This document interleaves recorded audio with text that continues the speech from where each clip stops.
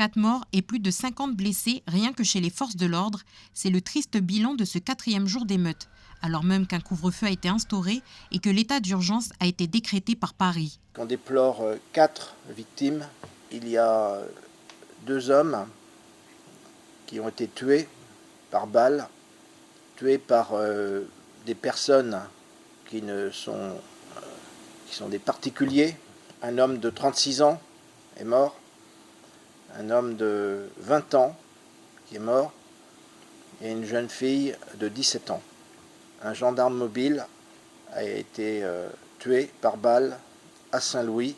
L'armée a été déployée pour protéger des sites sensibles, comme ici, sur le tarmac de l'aérodrome de Magenta.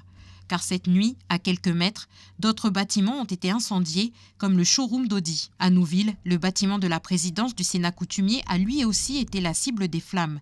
Si le Auxerre a annoncé que cette nuit a été plus calme que les précédentes, dans les quartiers, l'inquiétude monte.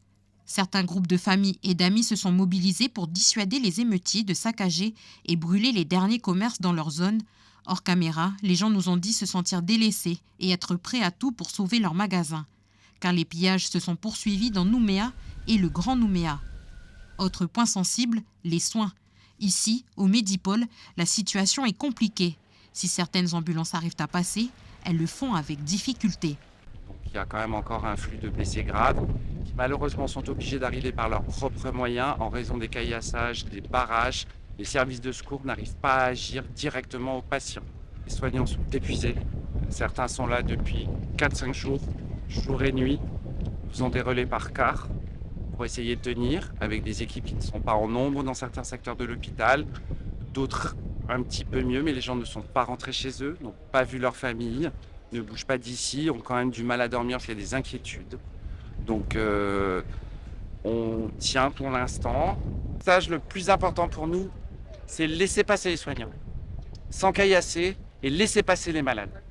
On a vraiment besoin de retrouver les soins, le cœur de notre métier. Et pas d'avoir peur, pas d'être fatigué, mais laisser passer. Ça permettra des relèves et qu'on assure le meilleur de nous-mêmes. Et croyez-moi, les équipes font le maximum. Selon le Auxerre, il y aurait 9000 émeutiers dans toute l'agglomération.